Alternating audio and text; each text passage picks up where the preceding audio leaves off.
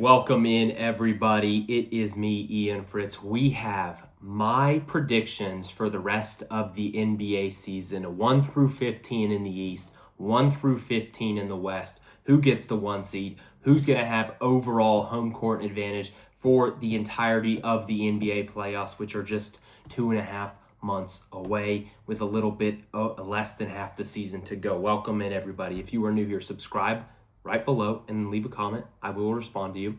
And then follow at Ian Fisher on Twitter, TikTok, and Instagram as well. We are post All-Star break. The NBA resumes tomorrow night. A lot of games on board. So I'm getting this in beforehand. So when I'm doing this video, it's the standings based on post All-Star break, pre-first game that is going to be played. Okay, so I think it's a good time to see how these teams are going to do the rest of the season, what I think is going to happen the rest of the season. This is a good spot to pick it up. We're going to jump right in. You see the current standings there, and it's interesting because post All-Star break, we're going to have some very obvious tanking. It's already happening. I think more so at the bottom of the West than it is at the bottom of the East. Now, I say that, and there's Indiana down there, Washington, Brooklyn. They're all down there doing what they're doing, okay? But I think we might see a couple of these teams fall a little bit and then rise a little bit, hence why we're doing this prediction. So we're going to jump right in. First team, 15th team, who do I think is going to end up 15th in the East at the end of the season? I think it's going to be Indiana. I know they got Zubac in the trade. They're somehow going to end up with the best odds from the East to get this first overall pick. I don't know how it's going to happen. I don't know what that's going to look like, but they're going to do it, and they're going to do it extremely well. Okay, I trust the Pacers to get that done. So I'm going to go Pacers at 15. I also like what the Wizards have been doing as of late. So I'm going to put the Wizards at the 14 seed. Not really a seed since they're not even going to make the playoffs, but 14. They're going to finish second to last. I like the young pieces. They're playing okay basketball. They're still tanking. I just think the Pacers are going to tank better than them. And then Brooklyn, I still think they're going to be that 13th team in the East. Michael Porter Jr. has been phenomenal. They've got some good young players. Don't think they're going to do anything, obviously, this year. Maybe next year they could be a sneaky play-in team. Maybe they want to tank one more year. I'm not sure. But really, we start getting interesting here at the 12 spot. Okay, so Milwaukee. They're only a game and a half out of the play-in right now as that 12 seed. So they're only a game and a half behind the Hawks.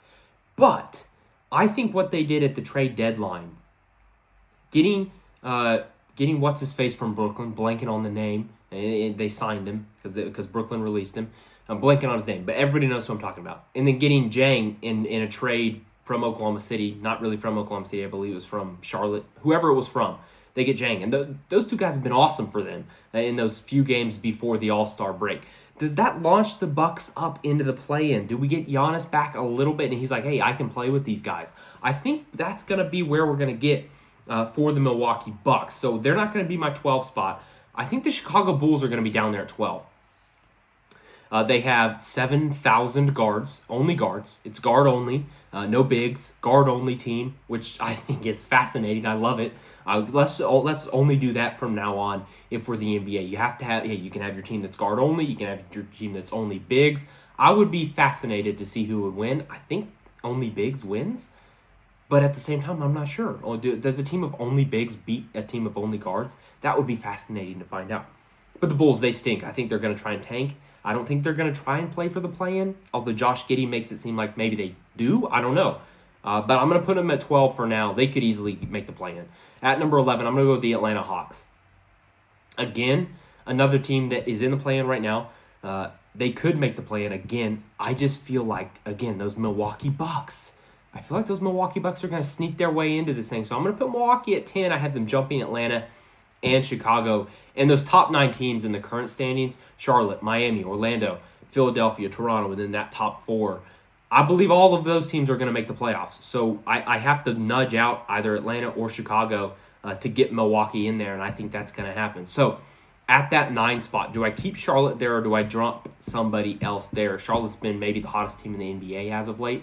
So we're not going to put Charlotte at number 9. We actually have the Miami Heat. Sneaky, the best logo in the NBA, in my opinion.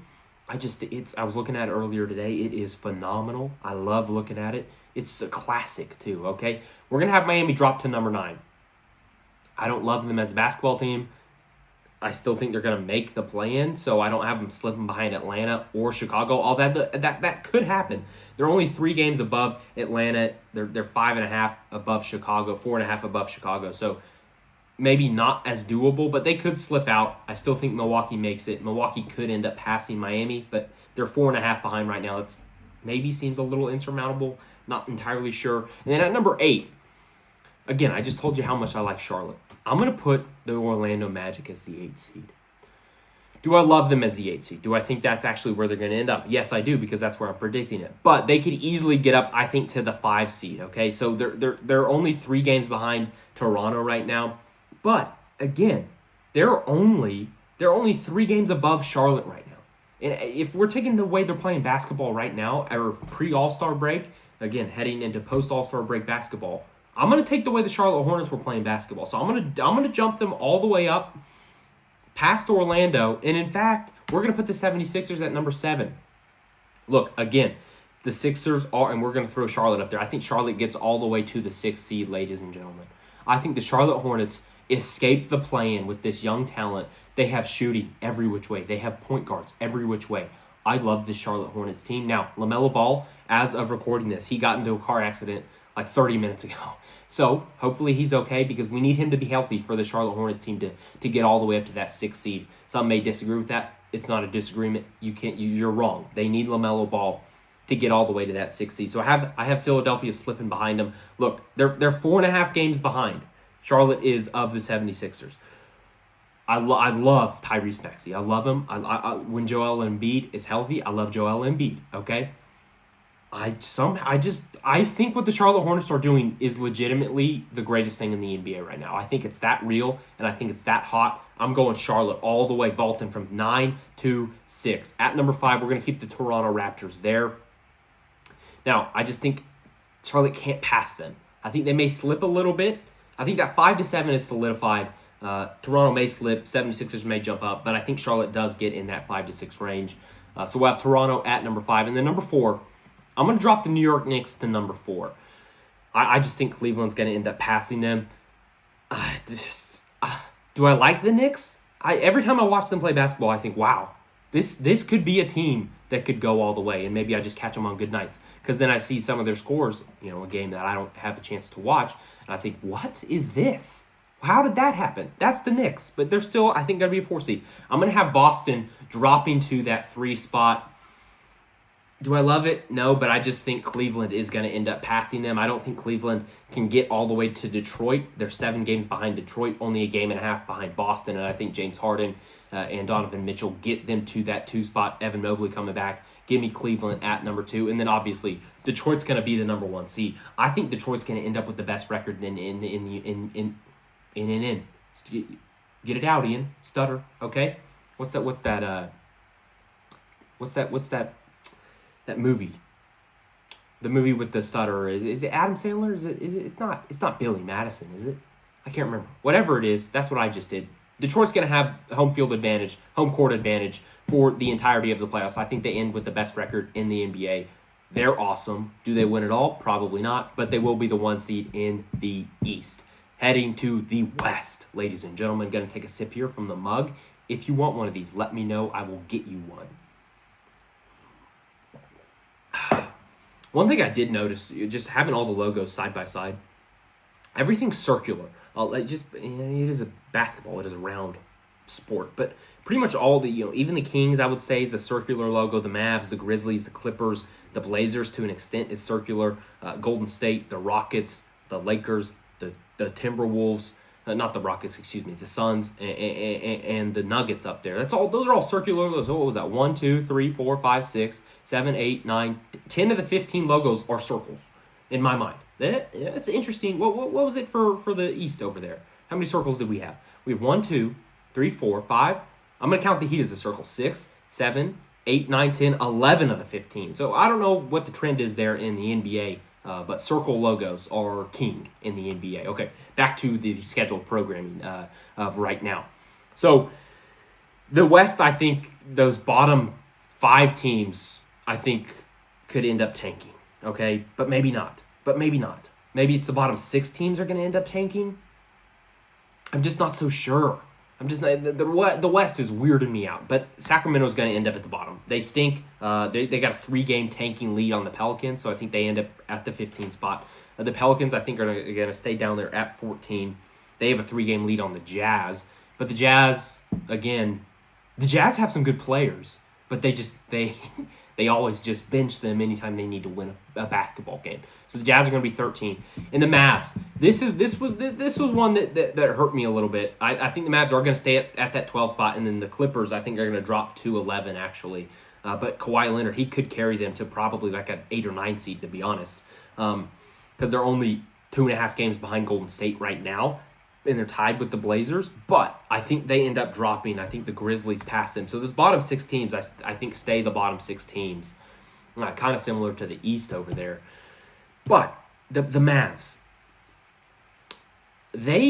I think the Mavs are going to do some serious tanking here at the end of the season. Now, they 2-game lead on the Jazz, so can they tank 2 more times than the Jazz? I don't know how all that's going to work, okay?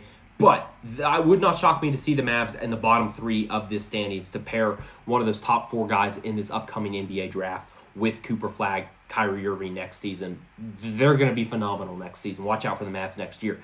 And then the Clippers, we know they just did all this trading. You know, they're trying to get rid of James Harden. He doesn't want to be there. They get Darius Garland. All good stuff. They trade Zubac. They're kind of rebuilding mid-season, even though they were playing good basketball, kind of forced to do that. I like the Clippers. I just don't know if Kawhi is going to be able to get them to the end, and I don't think Darius Garland's going to be healthy, so I have them slipping to 11. I have Memphis somehow making the play-in, even though they traded all their best players. John Morant doesn't play basketball anymore. Somehow, some way, the Grizzlies are getting back in this thing. Maybe that's a dumb take. I don't know how it's going to happen, but I think they will. And I'm going to have, at number 9, the Phoenix Suns. I think they're going to drop to number 9. Look, they're 6.5 games above the Blazers right now. So they would have to drop, 6.5 games more than the Blazers. Maybe that's not making a lot of sense now that I'm saying it out loud. It made sense when I was thinking about it earlier, but sometimes things don't make sense until you verbalize it. So I'm going to stick with it because it's on the screen. So we're going to have Phoenix at number 9. We're going to have Golden State stay at 8, and then the Blazers, I think the Blazers are going to try and make a move and get some wins down the stretch of this thing. They're going to try and tank. Don't think that's in the Blazers' DNA. So I think they're going to vault up here. The Warriors, what are they? What are they? Steph, he has the potential to get him up to, I think, maybe the 6th seed. Not going to happen. Maybe more comparable to where Phoenix is. But even then, they're 3 games behind Phoenix right now. So I really have the Phoenix Suns slipping, okay? I don't think what they've been doing is sustainable. I'm going to stick by that, even though I'm disagreeing with myself right now verbally. But earlier, I agreed with myself, so I'm going to agree with myself earlier and not with myself now. At number 6, we're going to have the Rockets. We are going to have the Rockets fall to number 6, okay? I struggled with this because I think I like the Rockets more than I like the Lakers, but I like Luka more than I like anything on the Rockets. But as a team, I think I like the Rockets. But I think I like Luka more than anything I like on the Rockets. But as a team, I think the Rockets are somehow going to slip to number 6 because Luka's going to carry the Lakers to the 5 seed. Okay, so the Lakers get the 5 seed. I think Ant carries the Timberwolves all the way to a 4 seed. They get home court advantage in that 4-5 matchup. And I think that is how it's going to work out. I think the Timberwolves get all the way there. Right now, from that 4 spot, they're only a half a game behind Houston. So really from 3 to 7 in the West right now, it's Denver. They're 6.5 behind OKC. And then Phoenix at 7. They're 9.5. So 3 games separate 3 to 7 in the West right now. So that 3 to 7 could go any which way. I think Denver still, again, separates themselves. But they're only a game ahead of Houston right now in that 4 spot. But I think, again, Houston slips. I think the Timberwolves make a push here late in the season, and they get up to that 4 spot. The top 3 remains unchanged for me in the West: Oklahoma City, San Antonio, Denver. But what order do I have the top 3 finishing towards the end of the season? So Denver is 6.5 games behind Oklahoma City. They're 3.5 games behind the Spurs. I'm going to have Denver staying at that 3 seed. Okay? I don't think they can make up 6 games on Oklahoma City over the final, 30 games of the season here. I don't think that's going to happen.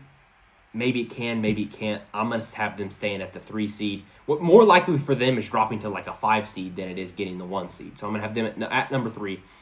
And the number 2 is Oklahoma City, and number 1 is the Spurs.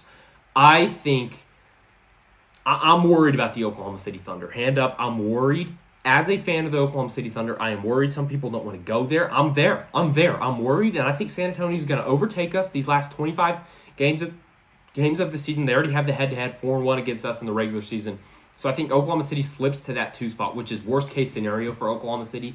They need the Spurs and the Nuggets to be on the same side of the bracket. Those are their 2 biggest threats. You don't want to have to go through both of those teams. In this scenario, you would if you are OKC, so you need that 1 seed for the Thunder. I still think Shea's the best player on either of those 2 teams, the Spurs and the Thunder.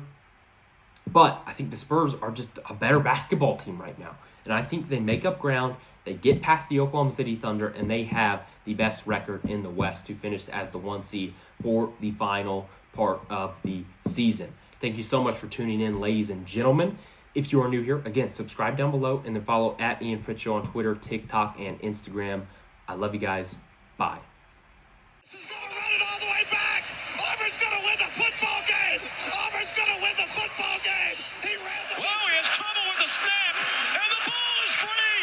It's picked up by Michigan State's Jalen Watts Jackson.